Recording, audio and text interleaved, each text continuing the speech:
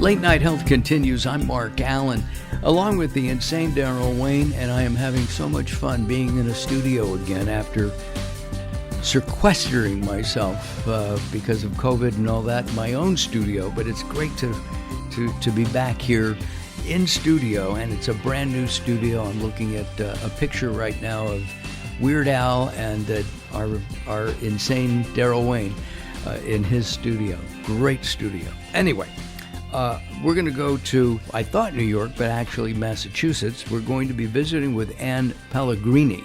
Did I get that close? You did. That's perfect. Thank you. Got it. Just came back from Italy a couple weeks ago, so I got into You're already in it. Yeah. I'm already in it. And that's Dr. Anne, by the way. She co-wrote a book called Gender Without Identity. This is Gay Pride Month, and we try to do as much as we can each year, not only at this time, but throughout the year, talking about gender, about sexuality, and all of that. In the 21st century, Anne, do we need identities? Do we have to have labels? I mean, do I have to, World War II, Jews had to wear an armband. Do we have to walk around and say, I'm gay, I'm straight, I'm transgender, is that necessary? You raise a really great question, I think. As you mentioned, our book is called Gender Without Identity. I co-wrote it with another psychoanalyst, Avgi Saketopoulou. So the title would suggest we're putting a little bit of pressure on the notion of identity. At the same time, though, I don't think we live, certainly in the United States, in a space where we can give up on identity. It's a question of, can we hold on to identity maybe more loosely? Can we move in the world with it in a way that feels more spacious? I'll say this, you mentioned it's, Gay Pride Month. This has been quite an extraordinary year. The ACLU has been tracking nearly 500 anti-LGBTQ bills that are moving through state legislatures around the United States this year. And certainly the very presence of those bills, many of which have passed, and they're really attacking trans people and especially trans kids, suggests that we actually need to use the language of identity, because people who are opposed to queer people and trans people are certainly using the language of identity to violently suppress us. You used a word, queer. When I was growing up in the San Fernando Valley in Los Angeles, that was the term. But it went out of vogue. Is it back in vogue? And again, I personally am confused. I don't want to offend anybody. And I don't care what anybody is. They can be green or purple. They can, it doesn't matter to me as long as they're good people. There are good queer people. There are bad queer people. There are good white people. There are good black people. And there are also bad ones. Right. There's so much that you just said that I want to touch on right now, but I love that you just said there are good queer people and there are bad queer people. And that's so important, because queer people should get to be as complicated as everyone else, right? If there's some horrible, sort of crime that's committed by someone who belongs to a minority group or a minoritized group, then, oh my goodness, you think all queer people are like this person who committed that crime. Actually, queer people should get to be as bad and as good as anyone else, right? So but they're that people. Would be a wonderful world to live in. Yeah, they're just people. Exactly. They're right. people. You also mentioned the word queer, growing up with it. The word queer for a very long time was derogatory, right? It was used as a put down, and actually a very nasty put down. And it often, if someone were called queer in the 1950s, say, or 1960s, that would often be accompanied by a punch to the head. I mean, this was a violent insult. And many people, queer people, I use the term queer of myself, the term started to be reclaimed as a kind of say, okay, you might use it as an insult, but actually we're reclaiming it. We want to sort of claim a status that's a little bit, let's say, off to the side, different, and to sort of use it to describe ourselves. But in the it's like this resignification. Sure. But in the 30s, people would say, that's a little queer. not talking about a person, about a situation. They saw a spaceship land. That's queer. It's it had a different connotation, and I guess the connotation was when was pejorative. Being queer was, well, that was weird. That was different. So what? Yes, We're all unacceptably different. Unacceptably different. Which goes back to why I guess that's the answer to the question, why we need labels. I mean... Yes, and I mean, labels are often used to tag people who are seen to be queer, different, right? If you belong to a dominant group, if you're white, if you're heterosexual in the United States, if you're Christian, in some sense, you can go through the world without even thinking you have an identity. You're just you're golden, right? You're like a human being in the world. But if you belong to a group that's been historically oppressed, discriminated against, you are tagged with those differences, and you may come to rally around that tag as a way to assert a kind of group belonging and the sort of the value of your identity. You said something that rang a bell here, and you're a psychoanalyst, and maybe you can tell me why these things happen. But I was thinking about, this is a Christian country. A lot of people believed that. The founding fathers were deists. They weren't Christian. They were deists. They believed in a higher power. Mm-hmm. They did not necessarily believe in Christianity. And a lot of Christian groups say today, this is a Christian country. It would, and I think there's some kind of analogy there between that and pointing out different groups. Oh, they're brown. They're different. They're black. They're Jews. They're queer. Mm-hmm. I think that, again, we're in the midst of often violent debates over the very right to existence of trans people in this country, and we're certainly not done with violent debates about whether or not queer people should have equality in public life. And some of those debates, some of the homophobia we see, some of the transphobia we hear, is inflected by particular religious notions, in particular Christian notions. And I want to be very, very careful here. There are certainly many, many Christian people who are supportive of trans and queer people. Moreover, there are Christian people who are trans and who are queer. But there's a very conservative version of Christianity that gets put to work to justify discrimination against trans people and against queer people. And unfortunately, those particular Christian views have gotten the ears of many powerful people. The Supreme Court of the United States will shortly be ruling in a case that has to do with whether or not a graphic designer in the state of Colorado can refuse to offer her services for same-sex weddings. And they're likely to say that indeed she can deny that equal service, that equal commercial service to a same-sex couple because she claims it violates her religious liberty. I am sure we'll be seeing court cases coming to the highest court in the land that will have to do with whether or not just affirming trans identity violates the religious liberty of conservative Christians, right? So we're seeing Christianity put to work in some very nefarious ways. Wow. Yeah, I've been following that case. I was just thinking that there are a lot of trans people that are Jewish, that are Christian, and a lot of them are accepted within parts of of their communities. But at the same time, I'm thinking of Bill Clinton and saying, don't know, don't care, right? Is that a better way of going? And we only have 40 seconds to answer that. Okay. So the short answer is no. Or rather, the double vision. Let's simultaneously say, I want to know your identity, and I don't care. Both. I want to. It matters to you, and let's have it both ways. Right. Our guest is Dr. Anne Pellegrini. She's a professor of performance studies and social and cultural analysis at NYU and a practicing psychoanalyst. I'm going to see if she does telephone therapy, and if she takes insurance. She's co-written a book, Gender Without Identity, and that's what we're talking about here at Late Night Health. We'll be back as Late Night Health continues.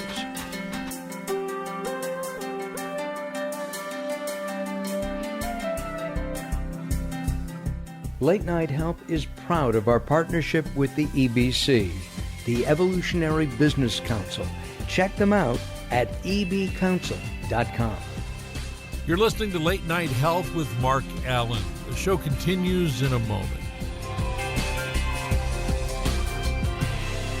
Recently, I met Jacqueline from Bright here in Los Angeles. She gave me a hearing exam and then showed me how to hear again with the new Signia Pure Series hearing aids, and she can give you your life back too. I hear birds chirping, birds cooing, and even my wife. They easily connect to my smartphone. The Signia hearing aids are amazing, and with the charge and go, I don't have to fiddle with batteries and hear all day long. Not hearing is frustrating for you and your family. I know you don't have a problem, but trust me, call Bright Here now for a free hearing exam, a $125 value, yours free, just for making an appointment now. There are offices throughout the Los Angeles area. Call Bright Here now at 323-424-7100. That's 323-424-7100 for a free hearing exam. There's no obligation. Call now, 323-424-7100, or visit them on the web at brighthere.com. If you're listening to Late Night Health right now, you're part of the growing target of baby boomers we're serving. Hi, I'm Daryl Wayne, producer of Late Night Health, inviting you to join the Late Night Health family. If you have any business targeting the growing boomer market, Late Night Health is the ideal advertising vehicle for you. From vitamins to insurance, alternative health to Western-style medicine, Late Night Health caters to the growing population of those over 40 years old. This vibrant demographic has expendable income to fight aging, purchase travel, take care of aging parents, or just have fun. Find out about the advertising opportunities with Late Night Health. Call us at 805-391-0308. That's 805-391-0308, or email us at info@latenighthealth.com. That's info@latenighthealth.com. Join Late Night Health as we empower people to take charge of their own health care. Call now at 805-391-0308. That's 805-391-0308. Sometimes it's not what you say, it's how you say it. Words are a critical aspect of success. How you get your point across is a crucial part of what makes anything sell. So do it right and hire a writer. Whether it's articles, blog posts, technical writings, website content, product descriptions, or ghostwriting anything from a novel to a nonfiction book about your navel, contact Servet Hassan. If you want it to sell, write it right. Email Servet at servet@servethassan.com. It's time to tackle a tough topic, one that affects us all. We're talking about sexism in the workplace. The award-winning Identifying the Elephant in the Room series is back and ready to tackle some complicated communications issues again. This spring, we're focusing on critical communication strategies in the face of sexism. Join us as we hear from professionals in the natural products industry who have valuable career lessons to share and real-world experience to discuss from all sides of the elephant. It's time to have an honest and open conversation about the impact of sexism in the workplace and how we can make it better for everyone. Identifying the Elephant in the Room series starts March 16th. Register today at inicibox.vfairs.com. That's INICIBOX.VFAIRS.com, and join the conversation to be part of the solution. Late Night Health continues. I'm Mark Alyn, along with the insane Daryl Wayne, really along with the insane Daryl Wayne, because I'm in his new studio. This is really terrific. Great atmosphere, as well as we're kind of in the middle of a, is it orange or lemons out there? I believe they're lemons. Lemons? And lemons do make lemonade. So it's just it's a beautiful place. I'm really excited here. I'm going to be back more often. But that's because it's fun. Anyway, our guest is Ann Pellegrini, Dr. Ann Pellegrini. She's co-written a book, Gender Without Identity. I just mentioned quickly that I ate dinner the other night at a restaurant in LA. it had just been after one of the gay pride parades that had happened in Los Angeles. There were a number of people in the restaurant that were gay, because that's the overall label that I personally put on people. Should I be more definitive and go, well, gay, queer, trans, etc., sexually fluid? I mean, it's got to be confusing not only to me, but even to somebody who is within that gay community. Mm-hmm.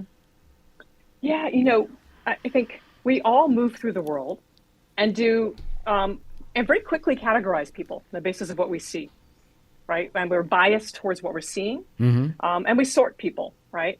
And we may sort people in ways that are not accurate to their own self-understanding, right? And so I think we also have to give people the chance to say to us how they wish to be called, whether it's their preferred pronoun, the way that the particular, sort of gender term they use for themselves, like, sort of how they identify racially. Like, people get to offer their own self-description to us, right? And if we're in a face-to-face encounter with someone, we want to give them the dignity of sort of, crediting their self-description.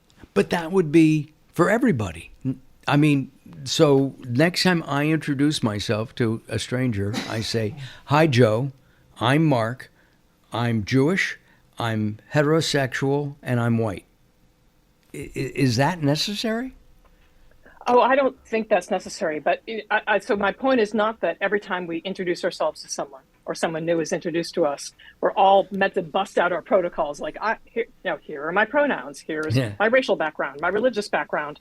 Because, hopefully we'll get to know each other as individuals. Right. But we live in a social world that does sort us on the basis of gender, of race, of sexuality, et cetera. And those tags, those mean something, right? So there may well be instances where it will make sense to sort of, maybe we will, sort of definitively sort of, say to someone, oh, actually my pronoun is, we use she for me, my pronoun is they. I mean, and hopefully the person that hears this is like, oh, okay, got it. I will call you by the name that you prefer, because that's like a basic term of way to engage respectfully with someone else. Right? So this is not about giving the identity tag each time you meet someone. We just did I just hosted a series of interviews on sexual discrimination, sexism in the nutraceutical industry, because we're part of that business, and I did that with Amy Summers from Pitch Publicity in New York. She's won a couple of awards already for Elephant in the Room, and it was amazing to me about the different things that happen primarily to women, from men to women, but also women to women. The discrimination. A woman in power may not promote another woman because she doesn't want her to get her job. Selfish. But it is discrimination. Does that happen within the gay, queer community? And I'm hoping I'm saying that correctly. I mean, certainly. So I think what I hear you saying is that it's possible for someone to act in a discriminatory way, even against the group to which that person belongs. Yes. Right. Or that, and but the unfortunate thing is that, even a queer person may well have internalized social biases against themselves. Right. I mean, we use the language of internalized homophobia or internalized sexism. We've been sort of stewed in some of the same values of dominant culture. So it's certainly possible to hold discriminatory views of groups to which you belong. I'm thinking of J. Edgar Hoover. The rumors were, I mean, he had a 2 or 3 hour lunch every day behind closed doors with his, I don't know, friend, valet. I don't know what the term, his title was, but it was, yet he was homophobic. Yeah. I think we can't underestimate the distorting effects of being forced to live in the closet, right? What it does to you to be told you have to hide who you are. Because if you don't hide who you are, you could lose your job, you could lose your family, you could lose the possibility of being seen as an equal member of society. It's really distorting to be told you have to hide who you are. Rock Hudson comes to, I mean, and if you don't know who he is because you're young, look him up. He was terrific. I don't, why is it because people don't know, they don't understand? I mean, when somebody says God doesn't want them to do that, that blows me away. I don't think God cares. But can you help me out here? Yeah, I think that people get very scared by things that are new, and including by kinds of people that seem new to them. I mean, there have certainly been gay people and trans people for a long time, but there's increased visibility around queer people and trans people. So a lot of people who haven't had to think about these issues before are now being pushed to think about it. And it's scary to them. And unfortunately, sometimes when people get scared, especially if they might actually try to pass really homophobic and transphobic legislation. They do things that are violent, whether it's, this awful legislation or even act out violently. And they do it, and they believe that they're doing it to defend themselves. They don't think of themselves as haters. They think they're just defending their way of life, maybe even defending their family or their kids, right? From these different, strange, scary kinds of people in the world. That's a problem. It is certainly a problem in the way in which we live together, right? To be so scared by new things and new kinds of people. Hollywood, or people that are new, we think are new. Hollywood has embraced gays, transgenders, etc. There's not a sitcom on right now, a new sitcom. There's always a gay person, maybe a gay couple in movies. Is that a step in the right direction to be inclusive? Yeah. It's such a complicated issue we're raising, because on the one hand, we might say, oh, this is awesome, right? There's sort of this new visibility, and including visibility that of trans people and queer people, and we're not even seen as evil all the time. It used to be, if you had a trans or a queer character, we were the murderers, right? But now we've got sitcom characters like your bestie, like you see this person once a week in your TV, right? So you might think, oh, these are positive images, this is great. But we also know that with increased visibility has come increased discrimination and violence. Why?